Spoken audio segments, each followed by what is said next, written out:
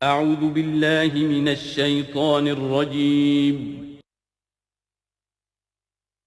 بسم اللہ الرحمن الرحیم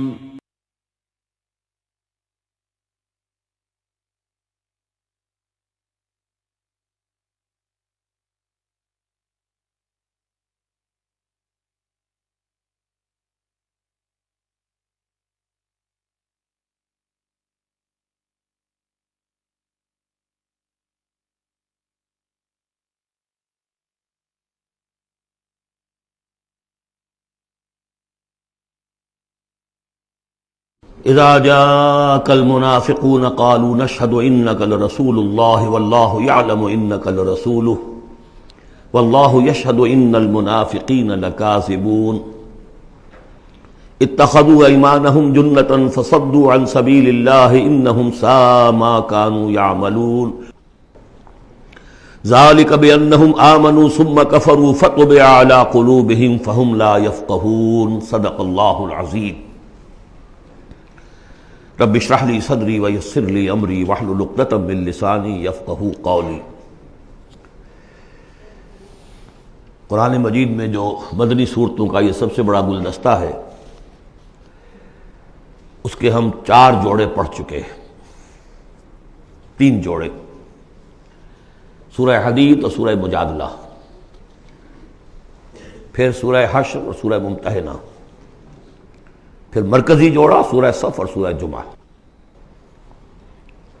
سورہ صف میں نے ایک بات کہی تھی کہ بعد میں جائزہ لے لیں گے، اگر تو ایمان حقیقی اور جہاد فی سبیل اللہ کا راستہ انسان اختیار کرے، وہ تجارت جو اللہ نے بتائی ہے، هل ادلکم علی تجارت تنجیکم من عذاب علیم، اس کا کیا حل ہے، کیا تجارت ہے؟ تؤمنون باللہ ورسولہ وتجاہدون فی سبیل اللہ باموالکم وانفسکم، یہ اگر کرتے ہو تو عذاب علیم سے بھی چھٹکارا ہے، تمہارے گناہ بھی معاف کر دیے جائیں گے، جنتوں میں داخل کیے جاؤ گے، مساکن طیبۃ فی جنات عدن دیے جاؤ گے۔ ایک خاص حد تک تمہارے ایمان اور عمل صالح کی جب ہم جانچ پرکھ کر لیں گے اور ثابت ہو گئے کہ تم نے حق ادا کر دیا، تو دنیا میں نصرت بھی آئے گی، فتح بھی ملے گی، اور سب سے بڑی بات یہ کہ تم اللہ کے مددگار قرار پاؤ گے۔ نہیں کرتے ہو اور ایمان کے دعوے ہیں اور اللہ سے محبت کے اور رسول سے عشق کے، تو کبر مقتا عند اللہ ان تقولوا ما لا تفعلون، اللہ تعالیٰ کی بیزاری شدید ہوتی چلی جا رہی ہے تمہارے اس طرز عمل پر، اور آگ سے چھٹکارا پانے کا خیال تمہارا خود ساختہ خیال ہے، امید موہوم ہے، اس لیے کہ کلام جو ہے یہ محمل کلام نہیں ہے۔ هل ادلکم علی تجارت تنجیکم من عذاب علیم، وہ تجارت تمہیں بتائی جائے جو عذاب علیم سے چھٹکارا دلا دے، وہ نہیں کرتے ہو اور چھٹکارا ہو گیا تو پھر یہ کلام غلط ثابت ہو گیا، پھر یہ کلام محمل ہے، بے معنی ہے۔ کرتے ہو تو سب کچھ ہے، اس کو کہتے ہیں ہماری فزیولوجی میں آل اور نن لا، وہ چیز ہوگی تو پوری ہوگی، نہیں ہوگی تو زیرو ہو جائے گی، پرسنٹیج نہیں ہے بیچ میں۔ مسلز کے بارے میں، یہ والنٹری مسلز جو ہوتے ہیں، ان کی کنٹریکشن جو ہوتی ہے آل اور نن، اگر تو سٹیمولس پورا مل جائے گا تو پوری کنٹریکشن ہوگی، اور اگر وہ سٹیمولس جو ہے کم ہے تو بالکل نہیں ہلے گا وہ، یہ نہیں کہ وہ درمیان میں، آل اور نن لا۔ اچھا، اس کے لیے جو آدمی چاہیے، کیسے ٹرین کرنا، کیسے تیار کرنا، وہ سورۃ جمعہ۔ اب یہ جو دوسرا، بلکہ کہنا چاہیے کہ جو چوتھا جوڑا آ رہا ہے، اس میں ایک تو ترتیب آپ الٹی دیکھ رہے ہیں، پہلے آ رہی ہے وہ سورت جس میں کہ تسبیح کا ذکر نہیں ہے، بعد میں آئے گی سورہ تغابن جس میں تسبیح کا ذکر ہے۔ دوسری بات یہ کہ یہاں نفاق کا تذکرہ ہے، اور سورہ تغابن میں ایمان حقیقی پر جامع ترین سورت ہے۔ میں نے آپ کو پہلے ہی بتایا تھا کہ وہ مباحث، اب نفاق کی جو بحثیں آئی ہیں سورہ نساء اور سورہ توبہ کا تو اکثر حصہ اس پر مشتمل ہے، اور بھی تقریباً تمام مدنی صورتوں کے اندر وہ ذکر موجود ہے، کہیں ذرا ڈھکا چھپا ہے جیسے سورہ بقرہ میں، کہیں کھلم کھلا ہے، اعلانیہ ہے۔ اسی طریقے سے ایمان کی بحثیں تو پوری مکی قرآن میں پھیلی ہوئی ہیں، اور اس کے بلکہ اور خلاصے نکال کر بہترین جو ہے مدنی قرآن میں بھی لکھ دیے گئے ہیں، آیات الآیات ہے، آیت الکرسی ہے۔ لیکن ایک خلاصہ 11 آیتوں پر مشتمل نفاق کی حقیقت پر یہ سورہ منافقون، یہ منفی ہے، مثبت شے کیا ہے؟ ایمان۔ 18 آیتوں پر مشتمل جامع ترین سورت قرآن حکیم کی ایمان کے موضوع پر سورہ تغابن۔ نفاق کے بارے میں چند باتیں سمجھ لیجئے جو اگرچہ پہلی بحث میں بہت آ چکی ہیں، لیکن آج پھر میں بتا دینا چاہتا ہوں۔ نفاق کی دو قسمیں، ایک وہ شخص جو شعوری طور پر دھوکہ دینے کے لیے ایمان لایا، وہ شروع ہی سے منافق ہے، ایک دن بھی اسے ایمان کی لذت نصیب ہوئی نہیں۔ سورہ آل عمران میں اس کی مثال موجود ہے، سازش کی، صبح کو ایمان لاؤ شام کو مرتد ہو جانا، تاکہ یہ اسلام کی جو ساکھ بن گئی ہے، گڈ ول بن گئی ہے، یہ ختم ہو جائے۔ تو ظاہر بات ہے جیسے کہ فرمایا گیا سورہ مائدہ میں وَقَدْ دَخَلُوا بِالْكُفْرِ وَهُمْ قَدْ خَرَجُوا بِهِ، وہ کفر کے ساتھ ہی داخل ہوئے تھے اور کفر کے ساتھ ہی نکل گئے، ان پہ ایک لمحہ بھی ایمان حقیقی کا آیا ہی نہیں۔ یہ بہت کم لوگ تھے اس قسم کے منافق۔ اصل منافق جو وہ کون تھا؟ دعوت آئی، دعوت نے قبول، دل نے قبول کیا، بات ٹھیک ہے، صحیح بات ہے، چلو پیش قدمی کرو، لیکن تھے کم ہمتیں، بزدل، تھڑ دلے۔ اب ظاہر بات ہے یہ دعوت تھی انقلابی دعوت، انقلابی دعوت میں تصادم کے مراحل آتے ہیں، اور وہاں جو ہے تکلیفیں، آزمائشیں، مصیبتیں، ایثار مال، بذل نفس، یہاں تک کہ وہ مرحلہ بھی آ سکتا ہے کہ نقد جان ہتھیلی پر رکھو اور میدان میں آ جاؤ۔ اب جو ذرا کمزور لوگ تھے ان کی ٹانگیں ذرا ہلنی شروع ہوئی، کپ کپی۔ پہلا مرحلہ یہ ہوا ان میں کہ انہوں نے اپنی قصور کو ماننا، ہم سے خطا ہو گئی، غلطی ہوئی۔ یہ سورہ توبہ میں پڑھ چکے ہیں، خلطوا عملا صالحا وآخر سیئا۔ اب یہ ہے کہ کسی وقت اچھے کام بھی کر رہے ہیں، کسی وقت کوئی برا کام بھی کر دیا، کبھی کوئی لبیک بھی کہہ دیا، کبھی کہیں کھسک گئے، لیکن اپنی غلطی مان لی کہ حضور ہم سے غلطی ہوئی، ہم کوئی جھوٹا بہانہ نہیں بناتے، آپ جو سزا چاہیں دے لیں، ہم حاضر ہیں۔ اس درجے کو کہیں گے ضعف ایمان، یہ نفاق نہیں ہے، ضعف ایمان۔ اگلا درجہ آتا ہے جب آدمی کی جو جھوٹی عزت نفس ہے، اخذت العزت بالاسم، وہ جھوٹی عزت نفس اسے کہتی کب تک مانو گے اپنی خطائیں، تو جھوٹا بہانہ کر دیا کرو، یہ تھا مسئلہ، وہ تھا مسئلہ، یوں تھا، ایسا تھا، خدا کی قسم نہیں، وہ تیسرا مرحلہ آئے۔ جھوٹا بہانہ جہاں شروع کیا نفاق شروع ہو، لہذا منافقین کے ضمن میں ہمیشہ آپ کذب کذب کذب اس کو دیکھیں گے۔ اگلا مرحلہ آیا، انہوں نے دیکھا کہ یہ تو اب ہماری قسم، ہم جو بہانہ بناتے ہیں تو لوگ مسکراتے ہیں، کچھ وہ سمجھتے ہیں کہ یہ جھوٹا بہانہ بنا رہا ہے، لہذا قسمیں کھا کر موقد کیا اپنی قسموں سے۔ یہ سیکنڈ سٹیج میں ٹی بی آ گئی، نفاق کی T B in second stage, جھوٹا بہانہ فرسٹ سٹیج، جھوٹی قسم سیکنڈ سٹیج۔ ایک عرصہ آتا ہے کہ اس کے بعد اس پر بھی اعتماد لوگوں کا اٹھ جاتا ہے، تو اب ان کے اندر ایک شدید قسم کا ریئیکشن پیدا ہوتا ہے، ایمان اور اہل ایمان کی دشمنی پیدا ہو جاتی ہے، اور یہ دشمنی سب سے زیادہ ٹارگٹ کرتی ہے قائد کو۔ اس نے ہمارے لیے ساری مصیبت کھڑی کر دی، ہم آرام سے اپنے مدینے میں آباد تھے، رہ رہے تھے، یہ آ گیا، اس نے آ کر یہ سارا جو ہے معاملہ ہمارے لیے، بھائی کو بھائی سے جدا کر دیا، خاندانوں میں رفت پیدا کر دی۔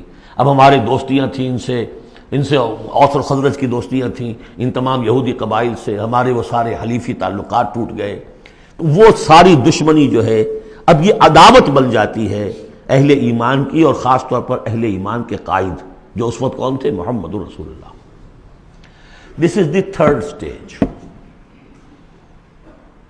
یہ ٹی بی کی وہ تھرڈ سٹیج ہے جو پہلے کبھی ہو جاتی تھی تو ہم سمجھتے تھے کہ اب یہ لا علاج ہے۔ یہ ہے نفاق کی اصل حقیقت۔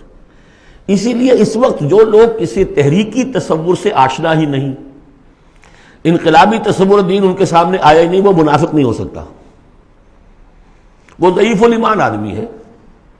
لیکن جو شخص ایک مرتبہ کسی تحریک کو، انقلابی تحریک کو قبول کر کے آگے آ جائے، اب وہ منافق ہو جائے گا اگر وہ ٹھیک نہیں چلتا ہے تو۔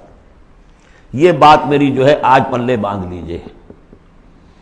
عام اس وقت مسلمان منافق نہیں، انہیں پتہ ہی نہیں کہ دین کا تصور یہ ہے، دین کا یہ مطلب ہے، مولویوں نے سمجھایا ہی نہیں۔ دین کا نام ہے نماز، روزہ، اور لیلۃ القدر مل گئی تو بیڑا پار، ساری زندگی کے سارے گناہ معاف۔ انہیں تو یہ تصور دیے گئے،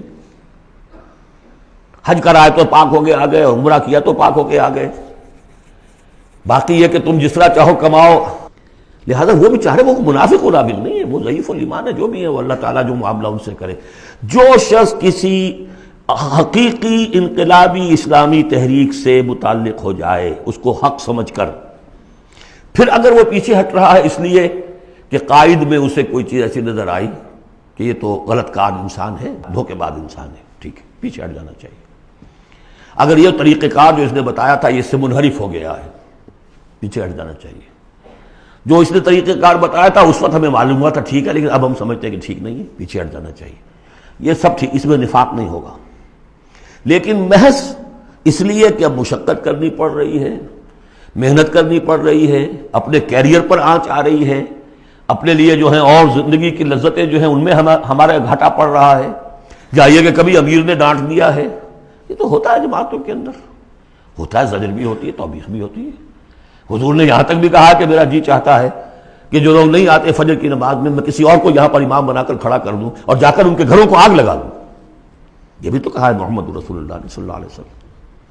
تو بہرحال اس وجہ سے اگر کوئی پیچھے ہٹا تو وہ اس پروسیس میں آ جائے گا، اس کو اچھی طرح سمجھ لینا چاہیے۔ بسم اللہ الرحمن الرحیم، اذا جاءک المنافقون قالوا نشهد انک لرسول اللہ۔ اے نبی جب آپ کے پاس آتے ہیں منافق اور وہ کہتے ہیں کہ ہم گواہی دیتے ہیں، ہم کہتے ہیں، ہم اقرار کر رہے ہیں کہ آپ اللہ کے رسول ہیں، واللہ یعلم انک لرسول، اللہ جانتا ہے کہ آپ اس کے رسول ہیں، اللہ سے بڑھ کر اور کون جانتا ہے کہ آپ اللہ کے رسول ہیں، لیکن واللہ یشہد ان المنافقین لکاذبون، اللہ گواہی دیتا ہے کہ یہ منافق جھوٹے ہیں، یہ دل سے بات نہیں کہہ رہے۔ اتخذوا ایمانہم جنۃ، پہلی سٹیج کاذبون کے حوالے سے یہ جھوٹے ہیں، نفاق کی پہلی سٹیج۔ پھر انہوں نے اپنی قسموں کو ڈھال بنا لیا، اتخذوا ایمانہم جنۃ فصدوا عن سبیل اللہ، انہوں نے اپنی قسموں کو ڈھال بنا کر اور اللہ کے راستے سے رک گئے۔ خدا کی قسم یہ مسئلہ تھا، میں اس لیے نہیں جا سکا، میری بیوی بیمار تھی، کوئی دیکھنے بھالنے والا نہیں تھا۔ انہم ساء ما کانوا یعملون، یہ بہت ہی برا کام ہے جو کر رہے ہیں۔ ذالک بانہم آمنوا ثم کفروا، یہ وہ لوگ ہیں جو ایمان لا کر کافر ہوئے ہیں، یہ وہ لوگ نہیں ہیں جو دھوکے ہی سے ایمان میں داخل ہوئے تھے۔ تھوڑی سی پونجی انہیں ملی تھی ایمان کی، آئے تھے، اس وقت بدنیت نہیں تھے، ان کی فطرت نے اپیل کیا تھا اس دعوت نے، لیکن اب جو پاؤں ان کے ہلے ہیں وہ انہیں کیا پتا تھا کہ یہ شہادت گاہ الفت میں قدم رکھنا ہے، لوگ آسان سمجھتے ہیں مسلمان ہونا، یہ تو انہیں معلوم نہیں تھا، یہ تو معلوم نہیں تھا۔ وَلَنَبْلُوَنَّكُمْ بِشَيْءٍ مِّنَ الْخَوْفِ وَالْجُوعِ وَنَقْصٍ مِّنَ الْأَمْوَالِ وَالْأَنفُسِ وَالثَّمَرَاتِ وَبَشِّرِ الصَّابِرِينَ، وہ تو بن گئے تھے مسلمان، جیسے آئے حضور، پورے اوس اور خزرج کے قائدین ایمان لا چکے تھے، سارا قبیلہ لے آیا، ٹھیک ہو گیا، انہیں کیا پتا تھا کیا کچھ آ رہا ہے اس کے پیچھے۔ یہ ایمان جو ہے یہ تو یوں سمجھیے کہ ٹپ آف دی آئس برگ ہے، اس کے نیچے جو اصل برگ جو آیا ہے برف کا تودا، تو وہ پھر ان کے پاؤں ہے، اس میں بھی جب تک اقرار ہو اپنے تقصیر کا تو وہ ضعف ایمان کہلائے گا، نفاق نہیں۔ خذ من اموالہم صدقۃ تطہرہم وتزکیہم بہا، ایسے لوگوں کا علاج بھی سورہ توبہ میں آ چکا ہے۔ لیکن جھوٹ بہانا پہلی منزل، جھوٹی قسم دوسری منزل، اور پھر عداوت آگے آئے گی چل کر اسی صورت میں۔ ذالک بانہم آمنوا ثم کفروا، یہ اس لیے کہ ایمان لائے پھر کفر کیا۔ فطبع علی قلوبہم، اب اللہ نے ان کے دلوں پر مہر کر دی ہے۔ فہم لا یفقہون، اب یہ تفقہ حقیقی تفقہ سے خالی ہو چکے۔ وَإِذَا رَأَيْتَهُمْ تُعْجِبُكَ أَجْسَامُهُمْ، جب اے نبی آپ انہیں دیکھتے ہوں کہ جسم آپ کو بڑے اچھے لگتے ہیں، بڑے تن و توش والے ہیں۔ وَإِن يَقُولُوا تَسْمَعْ لِقَوْلِهِمْ، جب وہ آپ سے بات کرتے ہیں تو آپ بڑے غور سے سنتے ہیں۔ چودھری لوگ جو ہوئے، سرمایہ دار بھی ہوئے، چودھری بھی ہوئے، تو ان کی حیثیت ہے تو آپ توجہ سے سنتے ہیں ان کی بات۔ کأنہم خشب مسندہ، اے نبی یہ تو ان سوکھی لکڑیوں کے مانند ہیں جو اپنے بل پر نہیں کھڑی ہوا کرتی، انہیں ٹیک لگا کر کھڑا کیا جاتا ہے۔ یحسبون کل صیحۃ علیہم، اندر سے اتنے بودے ہیں کہ ذرا سی آہٹ ہوتی ہے تو ان کی جان پر بن جاتی ہے، وہ سمجھتے ہیں کہ پھر آئی کوئی مصیبت، کہیں اور سے پھر شاید کوئی حملے کی خبر آ رہی ہے اور پھر کوئی جنگ ہوگی، پھر کہیں گے نکلو اللہ کی راہ میں۔ یحسبون کل صیحۃ علیہم، اپنے اوپر ہی سمجھتے ہیں ہر آہٹ کو۔ ہم العدو، یہ تیسری سٹیج ہے، یہ اب اصل دشمن یہ ہے۔ باہر کا دشمن جو آ رہا ہے ابو جہل لشکر لے کر یا ابو سفیان لشکر لے کر، وہ اتنا خطرناک نہیں جتنے کہ یہ ہے، یہ مارے آستین ہے، یہ اندر سے ڈنک مارنے والا۔ ہم العدو، اصل دشمن یہ ہے۔ فاحذرہم، ان سے بچ کر رہو، چوکس رہو، چوکنے رہو، چاہے معاف کرتے رہو، یہ بات دوسری ہے۔ حضرت مسیح کا قول آپ کو سنا چکا ہوں کہ فاختہ کے مانند بے ضرر، لیکن سانپ کے مانند ہوشیار رہو۔ سانپ چوکنا کتنا ہوتا، لیکن سانپ ضرر بھی پہنچا دیتا ہے۔ تم چوکنے تو ویسے رہو جیسے سانپ ہوتا ہے، بے ضرر ایسے رہو جیسے کہ فاختہ ہوتی ہے۔ حضور کی یہی شان تھی۔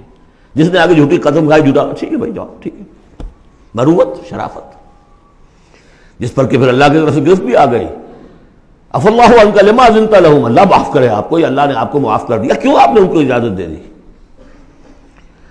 قاتلہم اللہ انا یوفکون، اللہ ان کو قتل کرے، گردن مارے اللہ ان کی، کہاں سے یہ پھرائے جا رہے ہیں۔ یعنی قسمت کی خوبی دیکھیے، ٹوٹی کہاں کمن، دو چار ہاتھ جب کہ لبے بام رہ گیا۔ محمد کا زمانہ نصیب ہوا صلی اللہ علیہ وسلم، ان کی دعوت پر لبیک کہنا نصیب ہو گیا، یہ نصیب اللہ اکبر لوٹنے کی جائے، لیکن کہاں سے یہ واپس پھرے، کس جگہ کمن ٹوٹی ہے۔ وَإِذَا قِيلَ لَهُمْ تَعَالَوْا يَسْتَغْفِرْ لَكُمْ رَسُولُ اللَّهُ، جب ان سے کہا جاتا آؤ بھائی غلطی مان لو اپنی، تو اللہ کے رسول تمہارے لیے استغفار کریں گے۔ تو رسول کی دشمنی تو ان کے دل میں گرہ بنی ہوئی ہے، کیسے آئیں؟ جب کہا جاتا آؤ تمہارے لیے اللہ کے رسول استغفار کریں گے اللہ سے، لَوَّوْا رُؤُوسَهُمْ، وہ اپنے سروں کو مٹکا، جی آئیں گے ٹھیک ہے، ذرا میں بعد میں آؤں گا۔ وَرَأَيْتَهُمْ يَصُدُّونَ وَهُمْ مُسْتَكْبِرُونَ، اور آپ دیکھتے ہیں انہیں کہ وہ رک جاتے ہیں، آتے نہیں، تکبر ہے، مستکبرون۔ اب نبی کے سامنے جا کے روز اپنی خطاؤں کو ہم اعتراف کرتے رہے، ہماری بھی کوئی عزت نفس ہے، یہ کیا ہے جس وقت چاہا ہمیں ڈانٹ دیا؟ آخر یہ کہ عزت نفس ہے ہماری بھی۔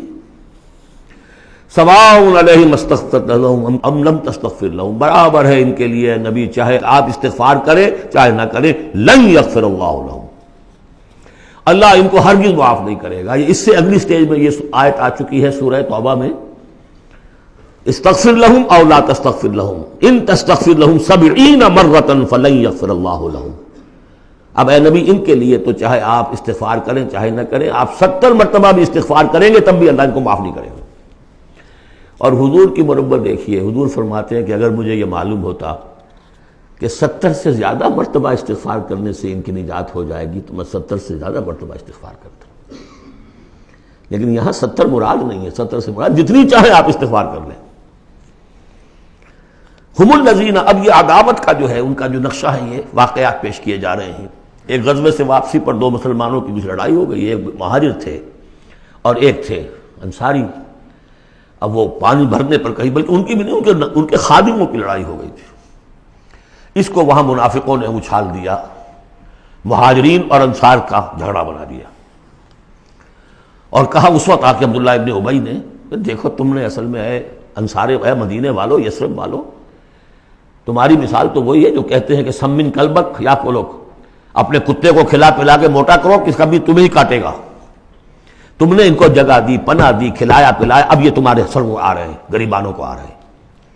خدا کی قسم اگر ہم اب مدینے پہنچ گئے تو ان ذلیلوں کو وہاں سے نکال باہر کریں گے۔ ان کی یہ جرت، انصاری کا خادم اور ایک مہاجر کا خادم لڑے ایک انصاری کے خادم سے، ہم نے پناہ دی، اپنے ٹکڑے کھلائے ان کو، اپنی جگہ دی، اور آج یہ ہمارے سروں کو آ رہے ہیں، ہمارے منہ کو آ رہے ہیں۔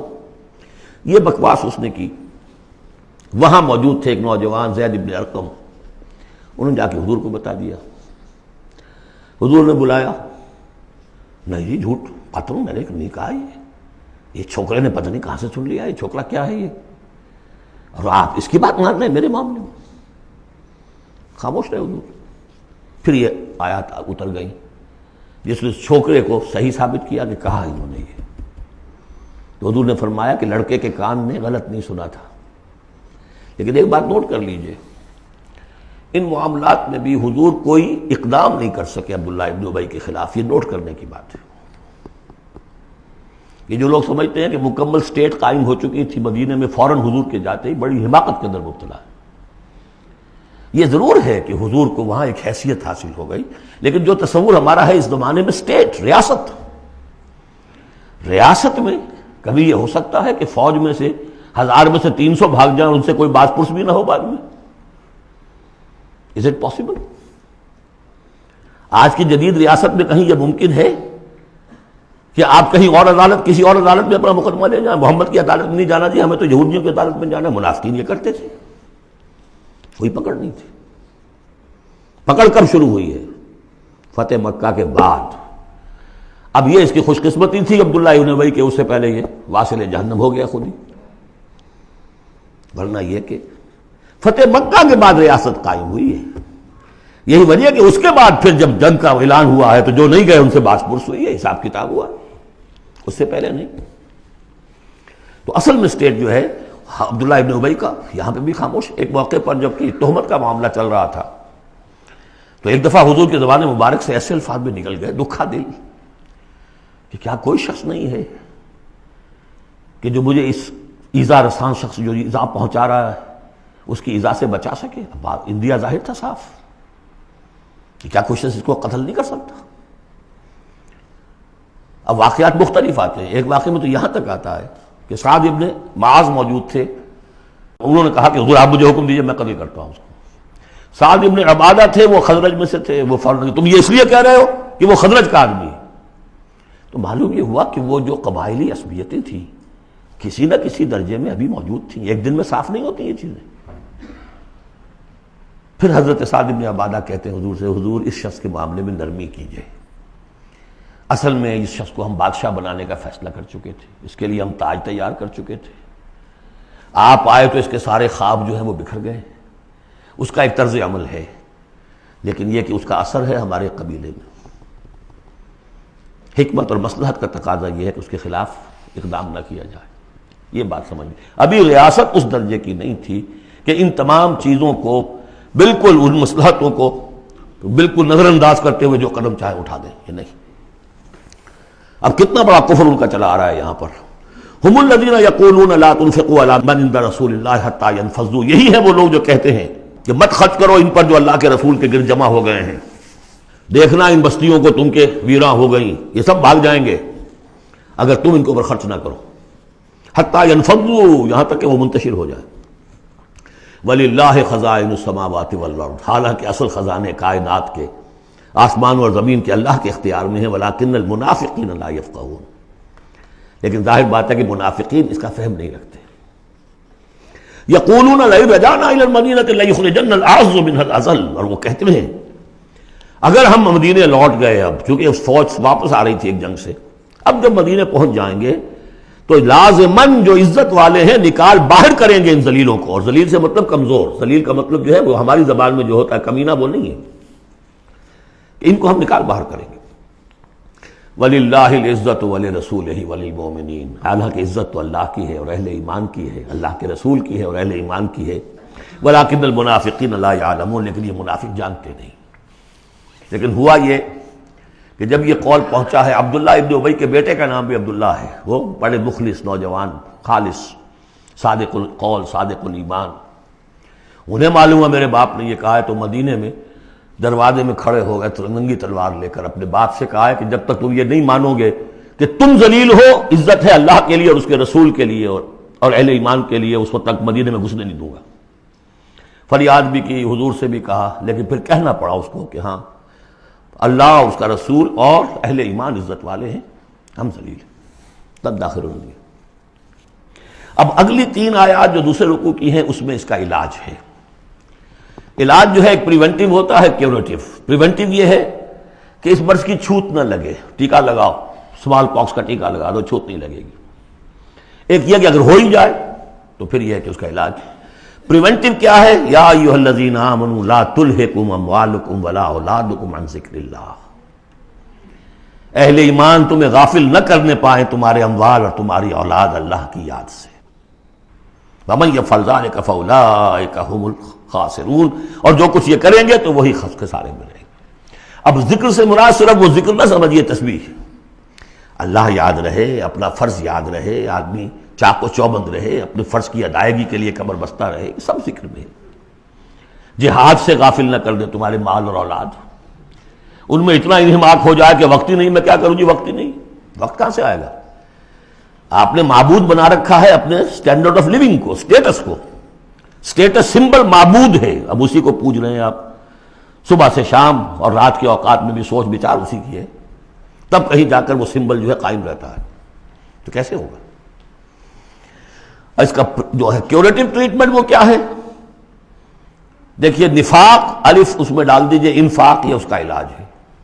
انفاق خرچ کرو خرچ کرو. نفاق کا اصل سبب کیا ہے؟ دنیا کی محبت. دنیا کا محبت کا سب سے بڑا مظہر کیا ہے؟ مال کی محبت. اور علاج بالمثل یہ ہوگا مال نکالو. یہ ہے اس کی اصل علاج. جیسے سورہ حدید میں ہم نے پڑھا تھا کہ زمین کے اندر ہل چلانا پڑے گا. ہل کیا ہے؟ ان المصدقین والمصدقات واقرضوا اللہ قرضا حسنا یضاعف لهم ولهم اجر کریم والذین آمنوا باللہ ورسلہ اولئک هم الصادقون. یہ گند نکال دو دل سے، پھر ایمان کا بیج پڑے گا تو لہلائے گی کھیتی. پھر صدیقیت کی طرف جاؤ چاہے شہادت کی طرف. یہ تمہاری افتاد تباہ ہے.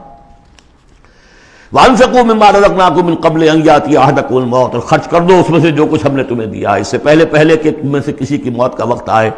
فَيَقُولَ، پھر وہ اس وقت کہے رب لولا أَخَّرْتَنِي إِلَىٰ أَجَلٍ قَرِيبٍ، پروردگار اسے ذرا کچھ دیر کے لیے مؤخر کر دے. فَأَصَّدَّقَ وَأَكُن مِّنَ الصَّالِحِينَ، تو میں بڑی تصدیق کروں گا اور خیرات و صدقات سارا کچھ دے دوں گا اور میں بالکل صالحین میں سے ہو جاؤں گا. وَلَن يُؤَخِّرَ اللَّهُ نَفْسًا إِذَا جَاءَ أَجَلُهَا. جب کسی جان کا وقت آ جائے گا، وقت معین، پھر اللہ اسے کسی صورت مؤخر نہیں کرے گا. قوموں کی اجل تو پھر بھی مؤخر ہوئی ہے، قوم یونس کی ہو گئی ہے، لیکن یہ کہ انفرادی اجل کبھی مؤخر نہیں ہوتی. واللہ خبیر بما تعملون، اور جو کچھ تم کر رہے ہو اللہ اس سے باخبر ہے. اب یہ تو تھا منفی نفاق. مثبت ہے ایمان. ایمان کے سلسلے میں جو باتیں سورہ حدید میں آئی تھیں، اب یہ پوری صورت، وہاں جو آیا تھا قتال اور جہاد اور حدید، یہ ساری چیزیں آئی تھیں نا، انزلنا الحدید، اور انبیاء کی بعثت کا مقصد، وہ سارا مضمون سورہ صف میں آ چکا ہے. اس کے لیے کیسے انسان آئیں گے وہ سورہ جمعہ میں آ چکا ہے. سورہ حدید میں بھی آیا تھا هو الذی ينزل علی عبدہ آیات بینات لیخرجکم من الظلمات الی النور. وہی ہے اللہ جو نازل کر رہا ہے اپنے بندے پر آیات بینات تاکہ وہ نکالے تمہیں اندھیروں سے روشنی کی طرف. لیکن سورہ تغابن میں ایمانی مباحث اور جامع ترین صورت ہے. لیکن ایک بات یہ ہے کہ سورہ حدید کے بعد نمبر 2 میں سمجھتا ہوں کہ یہ سورہ مبارکہ بھی اللہ نے مجھے عطا کی. اس کے اسرار و رموز، اس کا نظم اس قدر واضح اللہ کے فضل و کرم سے ہے. آپ بھی نوٹ کر لیجئے، اس میں صرف اشارات ہو سکتے ہیں. 2 رکوع ہیں، 10 آیتیں اور 8 آیتیں. پہلے رکوع کی 10 آیتوں میں 7 آیتوں میں نریشن ہے ایمان کی، ایمان یہ ہے یہ ہے یہ ہے یہ ہے، اور 3 آیتوں میں بڑی زوردار دعوت ہے، بس لاؤ ایمان، مانو ان باتوں کو. دوسرے رکوع کی 8 آیتوں میں سے پہلے 3 میں ایمان کے ثمرات بیان ہوئے، پہلے 5 میں. ایمان حقیقی اگر ہے تو اس کا یہ ثمرہ ہے، یہ ثمرہ ہے، یہ ثمرہ ہے. اس درخت میں اگر آم کا درخت صحت مند ہے تو آم لگتے ہیں کہ نہیں؟ تو ایمان کا درخت صحت مند ہے اگر تو اس میں کوئی ثمرات لگیں گے، کوئی پھل لگیں گے کہ نہیں؟ یا ٹھونڈی ہے؟ تو وہ درخت، وہ پھل کون سے ہیں؟ کچھ داخلی پھل ہیں جو انسان کے اندر کھلتے ہیں پھول، کوئی باہر ہیں جو ظاہر ہوتے ہیں. اور پھر آخر میں 3 آیتوں میں زوردار دعوت ہے کہ ان تقاضوں کو پورا کرو. بسم اللہ الرحمن الرحیم. یسبح للہ ما فی السماوات و ما فی الارض. یہ تیسری مرتبہ یسبح آ گیا. ایک مرتبہ سورہ جمعہ میں، ایک مرتبہ سورہ حشر میں آ چکا تھا. یسبح لہ ما فی السماوات والارض، وما فی کے تکرار کے بغیر. دوسری مرتبہ سورہ جمعہ کے شروع میں، تیسری مرتبہ اتغاب. لہ الملک و لہ الحمد. اب یہ ساری چیزیں آ چکی ہیں سورہ حدید کے اندر. بادشاہی بھی اسی کی ہے، حمد بھی اسی کے لیے. وہو علی کل شیء قدیر، وہ ہر چیز پر قادر ہے. هو الذی خلقکم، اسی نے تمہیں بنایا ہے نا. فمنکم کافر ومنکم مومن. تو کتنی عجیب بات ہے کہ تم میں سے کوئی مومن ہے کوئی کافر ہے. بنانے والا تو سب کا ایک ہے. سب کو مومن ہونا چاہیے، سب کو اس کا شکر گزار ہونا چاہیے، سب کو اس کے سامنے جھکنا چاہیے. لیکن واقعہ یہی ہے، هو الذی خلقکم، اس نے بنایا تم سب کو. فمنکم کافر ومنکم مومن واللہ بما تعملون بصیر. اور جو کچھ تم کر رہے ہو اللہ دیکھ رہا ہے. اس میں بڑا ایک جو سمجھیے کہ بڑی دھمکی ہے، اللہ دیکھ رہا ہے. یعنی یہ کہ جو بھی اس کی مخلوق میں سے اس کا کفر کرے پھر اس کے ساتھ وہ نمٹے گا اس سے. واللہ بما تعملون بصیر. ہم تمہیں دیکھ رہے ہیں، تمہاری حرکتیں ہماری نگاہ میں ہیں. کیا مطلب ہوتا ہے اس کا؟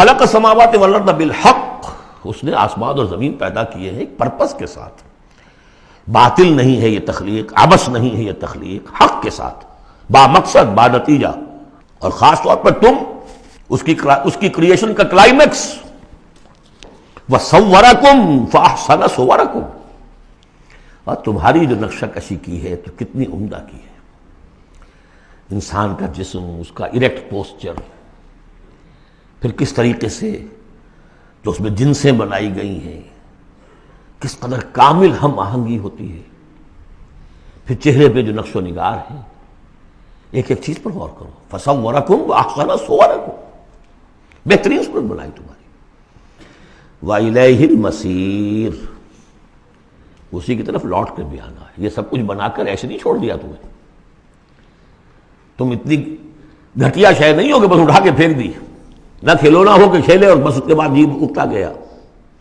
یہ ایک سیریس کریشن ہے، پرپس فل ہے، نتیجہ نکلے گا۔ اب دیکھیے ایک آیت میں جمع کیا ہے وہ تمام جو ایمانیات، ایمان بالعلم، علم خداوندی کا جو ایمان ہمارا ہونا چاہیے، آپ کو کئی کئی آیتوں میں ملے گا قرآن میں بہت سے مقامات پر، یہاں ایک میں 3 ڈائمنشنز دی ہیں، یعلم ما فی السماوات والارض، ایک ڈائمنشن، وہ جانتا ہے جو کچھ آسمان میں ہے جو کچھ زمین میں ہے، کیا باقی رہ گیا؟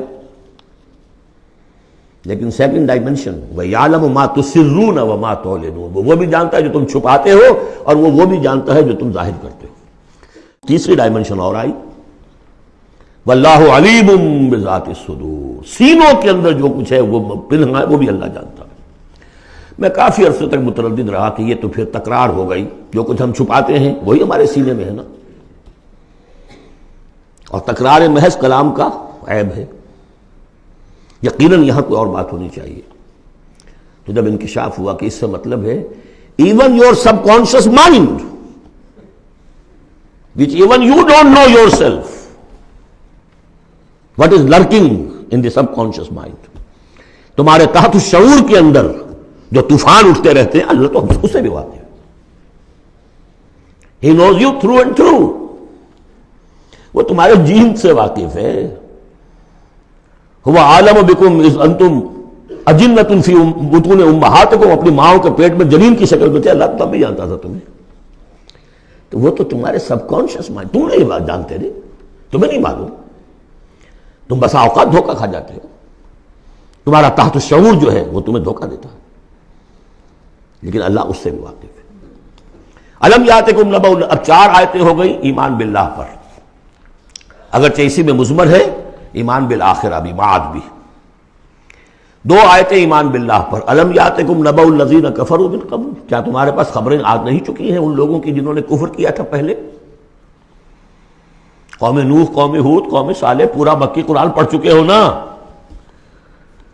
اب تو ہم نزول کے اعتبار سے بھی بات کہہ سکتے ہیں اور اب اپنے اس دورہ قرآن کے اعتبار سے بات کہہ سکتے ہیں، سارا مکی قرآن پڑھ ہی لیا تقریباً۔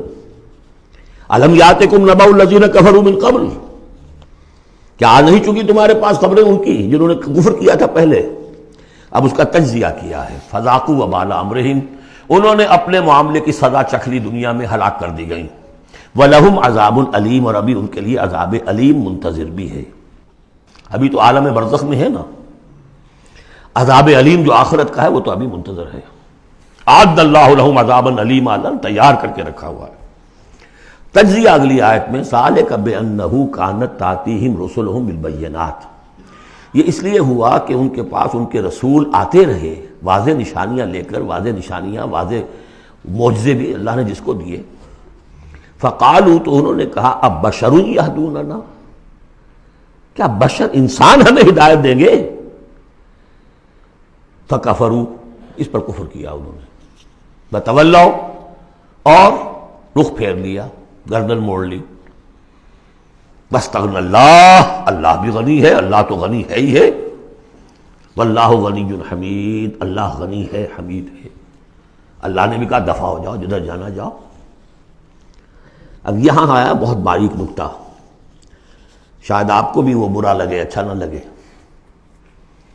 دیکھیے ایک ہی بیماری ہوتی ہے، وہ کبھی کسی شکل میں ظہور کرتی ہے، کبھی کسی شکل میں ظہور کرتی ہے، وہی کینسر ہے، اس کی کسی جگہ کا جا کر کوئی سیکنڈری بنے گی تو اس کی کچھ اور شکل ہو جائے گی، کسی اور ٹشو میں کسی اور جگہ جائے گی تو اور شکل ہو جائے گی۔ بیماری یہی ہے کہ جب رسول آتے تھے تو لوگوں نے کہا یہ تو بشر ہیں، رسول کیسے ہو سکتے ہیں؟ سمجھ میں آ رہا ہے نا؟ یہی بیماری آئی بعد میں، جس کو رسول مان لیا یہ بشر کیسے ہو سکتے ہیں؟ کوئی فرق ہے اس میں؟ وہاں بشر سامنے تھا، ہاتھ پاؤں والا، اس کا بیٹا ہے، اس کا پوتا ہے، اس کا پڑ پوتا، ہم جانتے ہیں اس کو، کون ہے یہ وہی تو ہے نا، بشر سامنے تھا۔ بشریت کی بنا پر رسالت کا انکار، نبی کیسے ہو سکتا؟ اور جس نے نبی مان لیا اب خدا بناؤ، یا تو اس کو خدا کا بیٹا تو بناؤ کم سے کم، اور نہیں تو کم سے کم بشریت سے تو نکالو اس کو۔ ایک ہی مرض ہے، ایک ہی مرض ہے۔ آخر یہی کوئی تو وجہ ہے نا، قرآن کتنی دفعہ کہلواتا ہے قل انما انا بشر مثلکم یوحی الی انما الہکم الہ واحد۔ آخری آیت ہے سورہ کہف کی، اے نبی کہیے، ڈنکے کی چوٹ کہیے کہ میں ایک بشر ہوں تمہاری طرح کا۔ ہاں وہی ہوئی ہے مجھ پر کہ تمہارا الہ تو ایک ہی ہے اور وہ الہ اللہ ہے۔ فمن کان یرجو لقاء ربہ فلیعمل عملا صالحا ولا یشرک بعبادۃ ربہ احدا۔ البتہ ایک دوسری انتہا بھی ہمارے ہاں ہے، کچھ لوگوں نے اس نقطے کو ایمفیسائز کرنے کے لیے، جیسے ہم بھی کبھی کسی بات پر زور دینے میں کبھی کوئی لفظ ذرا مناسب سے ہٹ کر غیر مناسب لفظ ہم استعمال کر بیٹھتے ہیں۔ ہمارے بزرگوں سے بھی ہوا، کسی نے کہا بڑے بھائی بنا دیا، کسی نے کوئی اور مثال دے دی۔ ایسی بات بھی نہیں ہے۔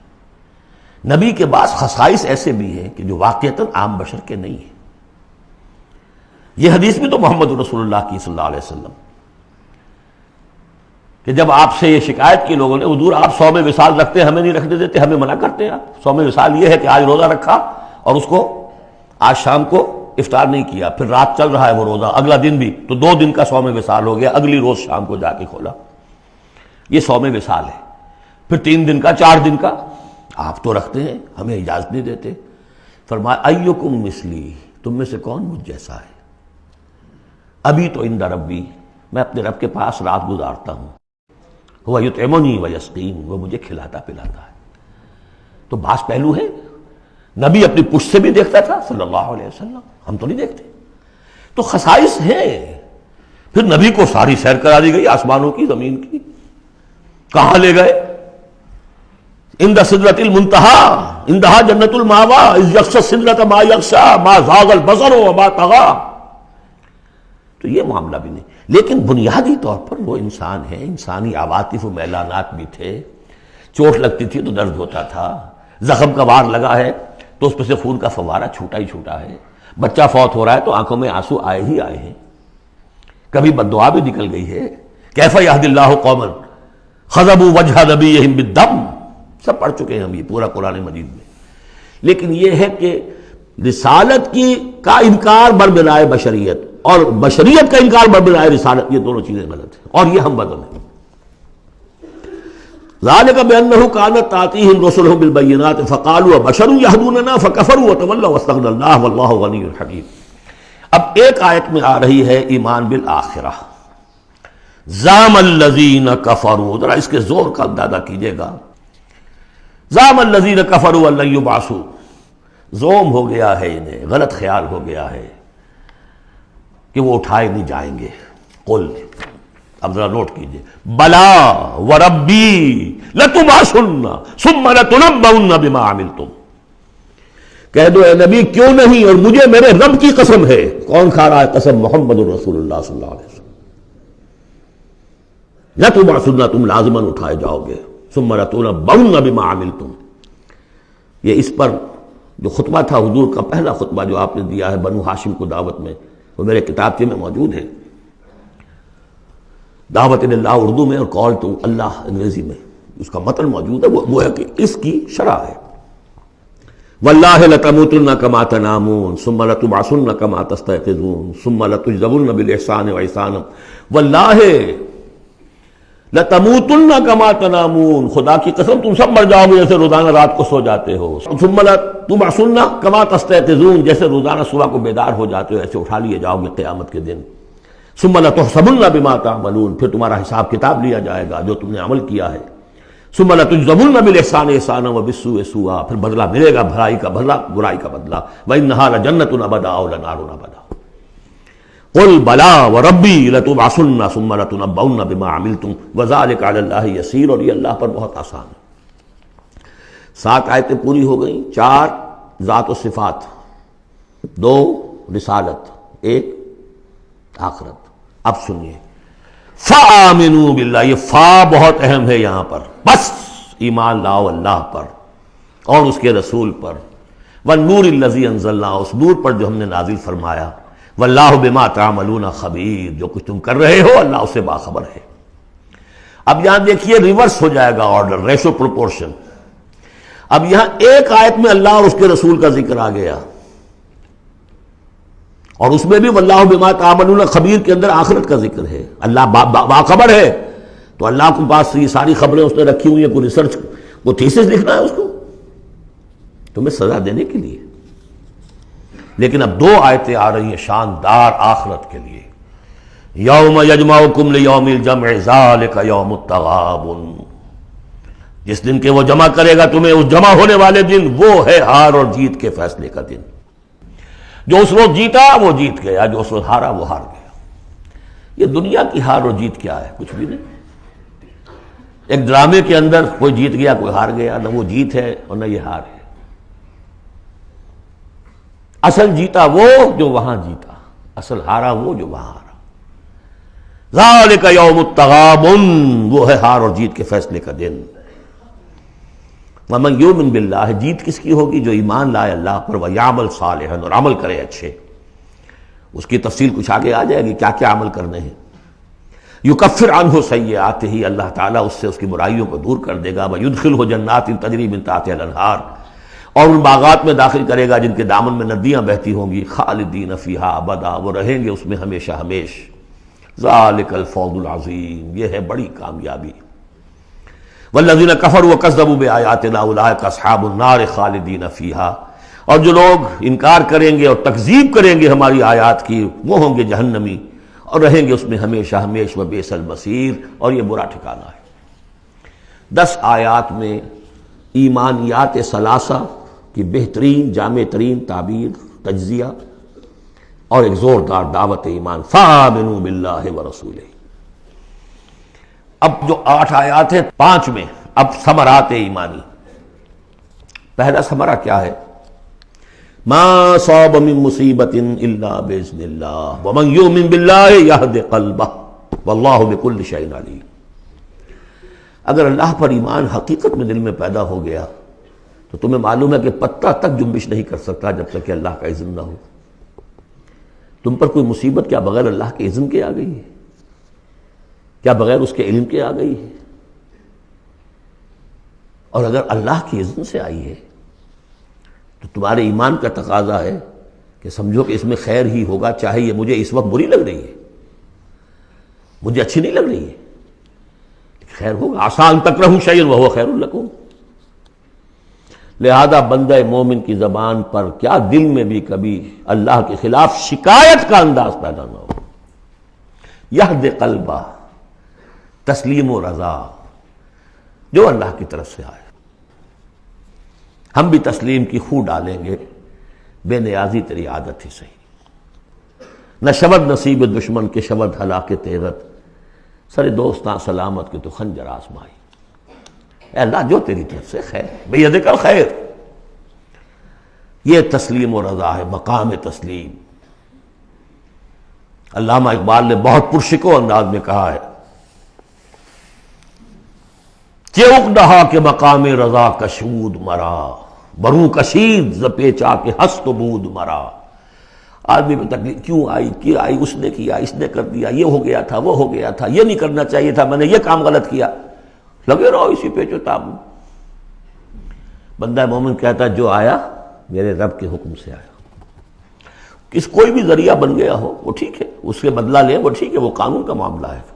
وَلَكُمْ فِي الْقِصَاصِ حَيَاةٌ يَا أُولِي الْأَلْبَابِ، اللہ کے خلاف شکایت نہیں۔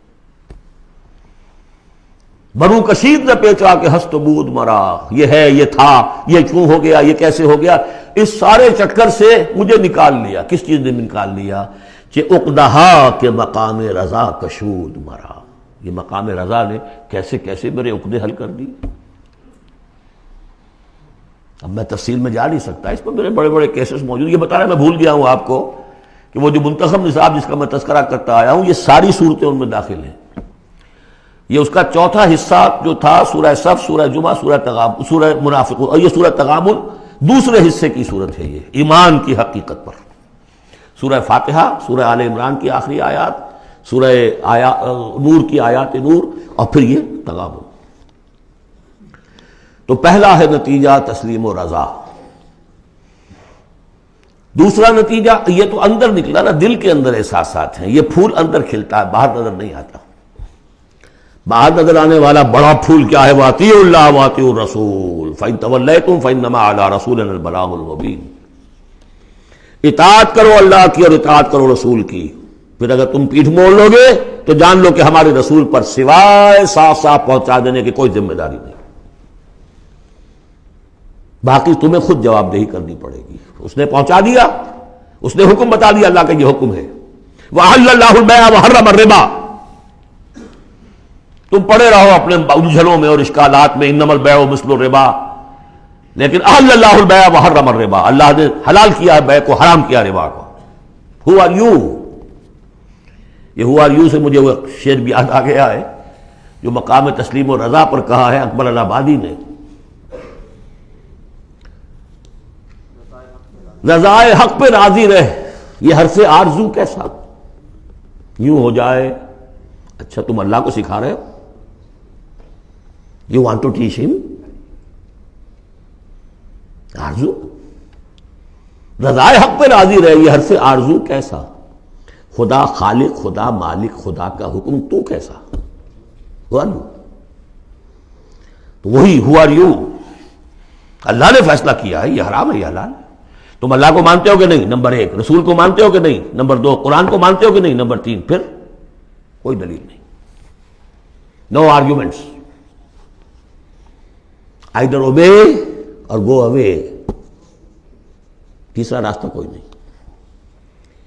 وَأَطِیعُوا اللَّهَ وَأَطِیعُوا الرَّسُولَ فَإِن تَوَلَّیْتُمْ فَإِنَّمَا عَلَىٰ رَسُولِنَا الْبَلَاغُ الْمُبِینُ اللَّهُ لَا إِلَٰهَ إِلَّا هُوَ وَعَلَى اللَّهِ فَلْيَتَوَکَّلِ الْمُؤْمِنُونَ۔ پھر ایک پھول اندر جو کھلا ہے، دل میں کھلے گا، ذہن میں کھلے گا، توکل۔ اللہ ہی وہ ہے کہ جس کے سوا کوئی الہ نہیں، اس کی مرضی کے بغیر کوئی چیز جنبش نہیں کر سکتی۔ تمہارے کیے کیا ہو جائے گا؟ کچھ نہیں ہوگا۔ تمہارا کام ہے اپنی سی محنت کر کے نتیجہ اللہ پر۔ سارے وسائل موجود ہو تب بھی یہ نہ سمجھنا کہ یہ کام میں کر سکتا ہوں۔ گاڑی ہے، آج ہی ٹیوننگ بھی کرائی ہے، اس کے ٹینک بھی فل ہے، سب کچھ ٹھیک ہے، میں صبح ضرور جاؤں گا، نہیں جا سکتا۔ جب بھی یہ کہو گے ایمان سے دور ہو گئے۔ وَلَا تَقُولَنَّ لِشَيْءٍ إِنِّي فَاعِلٌ ذَلِكَ غَدًا إِلَّا أَن يَشَاءَ اللَّهُ، کبھی مت کہنا کہ یہ کام میں کل ضرور کروں گا مگر انشاءاللہ کے ساتھ، اللہ چاہے گا تو ہوگا ورنہ نہیں۔ اور سارے تمہارے پاس وسائل ہیں، تم کہو گے فتح ہی فتح ہے اب تو وہ حال ہو جائے گا جو غزوہ حنین میں ہوا تھا۔ اذ اعجبتکم کثرتکم، 12,000 کی تعداد، اور ایسی بھگدڑ مچی کہ چند 100 آدمی رہ گئے۔ یہ بھی بڑی محنت کر کے سید سلیمان ندوی صاحب نے کھود کریٹ کے نکالے ہیں کہ 300-400 آدمی تھے۔ استاد نے جو لکھا ہے شبلی نے وہ تو یہ ہے کہ 30-40 مسلمان رہ گئے تھے صرف 12,000 میں سے۔ تیسرا یہ پھول ہو گیا اندر والا۔ اب چوتھا، بڑے خطرناک معاملات آ رہے ہیں، ذرا توجہ سے سنیے۔ یا ایھا الذین آمنوا ان من ازواجکم واولادکم عدوا لکم فاحذروہم، اے ایمان کے دعوے دارو، تمہاری بیویوں اور تمہاری اولاد میں سے تمہارے دشمن ہیں، ان سے اپنے آپ کو بچا کر رکھو۔ فاحذروہم، یہی ہم پڑھ چکے ہیں پہلے لفظ، حضور سے کہا گیا تھا ہم العدو فاحذرہم قاتلہم اللہ انا یؤفکون۔ بیوی کی محبت ہے، بیوی کی فرمائش یہ ہے۔ اب میاں صاحب جو ہیں کیا کہیں، مجبوری ہے۔ بچوں کو اچھے سے اچھا تعلیم دینی ہے، حلال سے نہیں ہوتی، حرام سے۔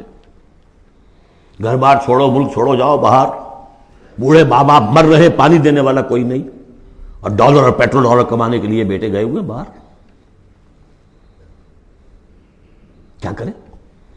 مکان بنانا ہے، یہ کرنا تھا، وہ شروع کی تھی، کوٹھی شروع کی تھی، وہ ابھی تک مکمل نہیں ہوئی ہے، وغیرہ وغیرہ۔ اور کہیں اگر اللہ نے توفیق دے دی ہے دین کی طرف بڑھنے کی اور کام کرنے کی، تو سب سے پہلے تو آڑے آتی ہے عام طور پر بیوی۔ دماغ خراب ہوا آپ کا، وہ بھی تو بڑا دیندار ہے، آپ سے زیادہ لمبی داڑھی ہے اس کے، وہ تو ساری رشوتیں بھی لیتا ہے اور یہ بھی کرتا ہے وہ بھی کرتا ہے، آپ ہی بڑے دیندار بن کر آ گئے۔ ناشتے پہلے ہوتے تھے پراٹھوں کے اور انڈوں کے، اور اب مل رہی ہے سوکھی روٹی، ظاہر بات ریزنٹمنٹ تو ہوگی۔ ان من ازواجکم واولادکم عدوا لکم فاحذروہ، یہ بالکل الٹی باتیں ہیں ہمارے تصورات کے بالکل برعکس۔ انقلابی تحریک کے اعتبار سے 100% ہر چیز فٹ بیٹھتی ہے، وہ تصور نہ ہو تو یہ ساری باتیں جو ہیں یہ ایسی منتشر ہو جاتی ہیں، انمل بے جوڑ سی ہیں۔ یا ایھا الذین آمنوا ان من ازواجکم واولادکم عدوا لکم فاحذروہم، لیکن اس کے ساتھ ہی دیکھیے بیلنس کیا ہے، یہ میرے نزدیک قرآن مجید کے اعجاز کا ایک بہت اہم مقام ہے، جہاں ایک طرف یہ بتا دیا چوکس رہو، چوکنے رہو، سانپ کی طرح ہوشیار رہو، بیوی اور اولاد کی محبت تم سے کوئی غلط کام نہ کرا لے، لیکن یہ بھی نہیں کہ گھر کو آپ میدان جنگ بنا لیں، بلکہ معاف کرو، بخش دو، ساتھ یہ بھی ہے بیلنس کا ہے۔ وَإِن تَعْفُوا وَتَصْفَحُوا وَتَغْفِرُوا، تین الفاظ آ رہے ہم معنی، اگرچہ معنی مختلف ہے۔ عفو کہتے ہیں کسی کو ڈھیل دینا، داڑھی کے لیے بھی آیا ہے حدیث میں، اعفوا اللحیٰ، داڑھیاں چھوڑو، داڑھیوں کو بڑھاؤ۔ عفو کے معنی ایک تو پکڑ لیا فوراً نہیں، چھوڑو، ڈھیل دو۔ تصفحوا، کبھی کبھی ایسا بھی ہو کہ کوئی غلطی ان کی دیکھی اور ذرا دیکھی اندیکھی کر دی، چہرہ اپنا پھیر لیا، اسے پتہ ہی نہ چلے کہ دیکھا ہے، ابا جان نے دیکھا ہے یا شوہر نے دیکھا ہے، کیونکہ ہر بات پر پکڑیں گے اگر آپ تو ضد بھی پیدا ہو جائے گی، کسی وقت جو ہے ایک نیگیٹو سائیکالوجی ڈیولپ ہو جائے گی۔ وَتَغْفِرُوا، تغفروا بخش دینا، یعنی جیسے کہ مغفر جو ہے سر کو ڈھانپ لیتا ہے، ڈھانپ دینا ان کی غلطی کو۔ وَإِن تَعْفُوا وَتَصْفَحُوا وَتَغْفِرُوا فَإِنَّ اللَّهَ غَفُورٌ رَحِيمٌ، تو اللہ بھی تو غفور اور رحیم ہے نا۔ تم چاہتے ہو کہ نہیں، جیسے سورہ نور میں آیا تھا کہ اے ابو بکر تم نے اپنے اس بھانجے یا اپنے عزیز مصطح کا جو ہے جو مدد کرتے تھے روک دیا ہے، کیا تم نہیں چاہتے کہ اللہ تمہیں معاف کرے؟ اگر تم چاہتے ہو اللہ تمہیں معاف کرے، تم بھی اس کو معاف کرو۔ وَإِن تَعْفُوا وَتَصْفَحُوا وَتَغْفِرُوا فَإِنَّ اللَّهَ غَفُورٌ رَحِيمٌ۔ اب یہ آ گیا، دیکھیے پہلے ایک انڈیویجول، ایک مرد مومن، اس کی زندگی میں دو پھول اندر کھلے، ایک باہر والا پھول جو ہے وہ گوبھی کا پھول ہے بہت بڑا، اندر والا ہے تسلیم و رضا، توکل، اور باہر والا جو ہے اطیعوا اللہ واطیعوا الرسول، وہ تو ظاہر بات ہے کہ پورے دین کے اوپر جو ہے وہ اب محیط ہو گیا، جو بھی حکم ہے۔ لیکن اب اس کے بعد ایک فرد کے گرد سب سے پہلا حلقہ کیا ہے؟ اس کی اولاد، اس کا گھر۔ ان من ازواجکم واولادکم عدوا لکم، یہ تمہارا ایٹیچیوڈ ہونا چاہیے اپنے گھر میں۔ ایک طرف تو وہ جو طبعی محبتیں اللہ نے ڈالی ہوئی ہیں، کہیں وہ تم سے تمہاری منزل کھوٹی نہ کرا دیں، کہیں دین کے راستے پر بڑھنے سے رکاوٹ نہ بن جائے، ہوشیار رہو، فاحذروہم، ان سے بچو۔ لیکن ساتھ ہی ہے کہ گھر کی فضا کے اندر عفو، درگزر۔ دوسرا انما اموالکم واولادکم فتنہ، جان لو تمہارے مال اور تمہاری اولاد تمہارے لیے فتنہ ہے، اسی پر تو ہم آزما رہے ہیں تمہیں۔ زین للناس حب الشہوات من النساء والبنین والقناطیر المقنطرۃ من الذهب والفضة والخیل المسومۃ والانعام والحرث، یاد ہے کہ نہیں سورہ آل عمران کی آیت؟ اللہ نے یہ محبتیں ڈالی ہیں، کبھی تو امتحان ہے، آزمائش ہے، یہ محبتیں ہی نہ ہو تو سب کے سبھی اللہ کے بندے بن جائیں۔ دیکھنا تو یہی ہے کہ تم کس کس چیز کو، کس کس ریزسٹنس کو، کس کس ہرڈل کو عبور کر کے آ سکتے ہو ہمارے پاس۔ انہی پتھروں پہ ہو کر اگر آ سکو تو آؤ، میرے گھر کے راستے میں کوئی کہکشاں نہیں ہے۔ جنت جو ہے وہ بہت ناپسندیدہ چیزوں سے گھیر دی گئی ہے، تو یہ اموال اولاد یہ تمہارے لیے فتنہ ہے، جانچے جا رہے ہیں۔ اولاد کو کیا بنانے کی فکر کی تھی تم نے؟ بندہ مومن بنانے کی فکر کی تھی یا ایک پیسہ کمانے والی مشین بنانے کی فکر کی تھی؟ اور اچھی طرح جان لیجئے کسی شخص کے دل میں ایمان کتنا ہے اس کا اصل انڈیکس وہ یہ ہے کہ وہ اپنی اولاد کو کیا بنا رہا ہے، اس نے خود کتنا ہی بہروپ جو ہے وہ بنا بیٹھا ہو، بہت بڑا عالم دین اور مسند نشین اور بہت بڑا صوفی اور بہت بڑا مرشد، لیکن یہ دیکھیے اس نے اپنی اولاد کو کیا بنانے کی کوشش کی ہے، اس کا اصل جو باطن ہے وہ وہاں نظر آئے گا، ویلیوز جو اس کے اندر ہیں وہ وہاں نظر آئیں گے۔ اب آئی تیسری بات، انما اموالکم و اولادکم فتنہ واللہ عندہ اجر عظیم، اللہ ہی کے پاس اجر عظیم ہے۔ اولاد سے بھی تم یہ نہ سمجھنا کہ تمہارے بڑھاپے کا سہارا بن جائے گا، یہ بھی کچھ پتہ نہیں، کیا پتہ یہی اولاد بڑھاپے میں ٹھوکریں بھی مارے، ٹھوکریں اگر پاؤں سے نہیں ماریں گے زبان سے ماریں گے، سینہ تان کر کھڑے ہو کر کہیں گے، باتیں کریں گے، ابا جان کیا آپ باتیں کرتے ہیں، دقیانوسی دوسری باتیں آپ کرتے ہیں، زمانہ بدل گیا، آپ کو کیا معلوم۔ لیکن اب آ رہا خلاصہ، فاتقوا اللہ ما استطعتم واسمعوا واطیعوا وانفقوا خیرا لانفسکم، اللہ کا تقوی اختیار حد امکان تک، اور سنو اور اطاعت کرو، سنو اور اطاعت کرو۔ اطیعوا الرسول تو پہلے آ چکا تھا، یہاں یہ کیوں کہا گیا ہے، سوچا کبھی آپ نے؟ اس لیے کہ رسول کی اطاعت، رسول کے زمانے میں رسول کے امیر جس کو مقرر کیا اس کی اطاعت بھی ٹھیک ہے نہیں۔